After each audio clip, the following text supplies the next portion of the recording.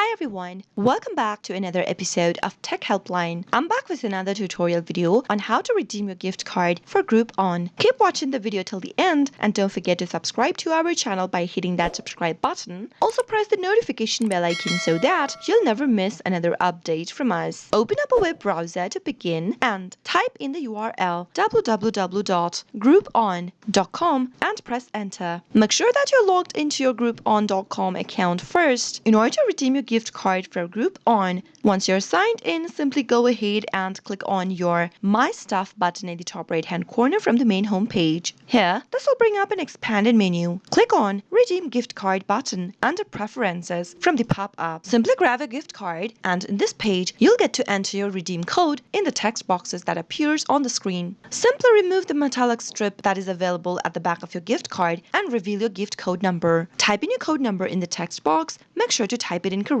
Now, head over to the next field where it says PIN. Type in your PIN code in the text box. And finally, after your information is correct, click on Redeem right next to it. Soon after you do that, you'll be able to redeem a gift code for Groupon online right away. I hope the tutorial was helpful to you. If it was, go ahead and give us a thumbs up. I'll be back soon with more tutorial videos like this. Thank you for watching.